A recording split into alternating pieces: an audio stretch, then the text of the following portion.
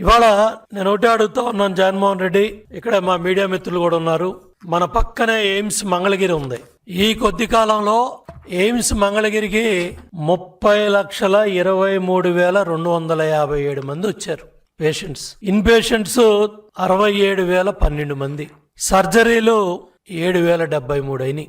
మన ఎయిమ్స్ మంగళగిరి రాష్ట్ర విభజన జరిగిన తర్వాత చంద్రబాబు నాయుడు గారు పట్టుబట్టి మంగళగిరిలో ఎయిమ్స్ హాస్పిటల్ తీసుకొస్తే ఇవాళ వైసీపీ పరిపాలన 5 ఏళ్లలో 20 లక్షల మంది ఓపీ వచ్చారు. నీ 5 ఏళ్ల పరిపాలనలో మంచినీళ్ళు ఇవ్వటానికి చేతులు రాని జగన్ రెడ్డి సిగ్గుందా అని అడుగుతా ఉన్నా వైసీపీ నాయకులకి. సమాధానం చెప్పండి.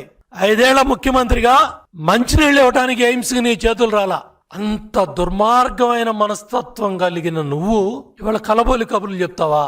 మెడికల్ కాలేజీ పిల్లల్ని ఉద్ధరిస్తావా? పేదవాళ్ళని ఉద్ధరిస్తావా? ట్యాంకర్లు పెట్టి కేంద్ర ప్రభుత్వ నిధులతో కృష్ణానది పక్కన ఎయిమ్స్ హాస్పిటల్కి, ఎయిమ్స్ లో ఉన్న మెడికల్ కాలేజీ నర్సింగ్ పిల్లలకి ట్యాంకర్లతో నీళ్లు కొనుక్కొచ్చి పోసుకున్నారు ఎయిమ్స్ హాస్పిటల్ నడపటానికి.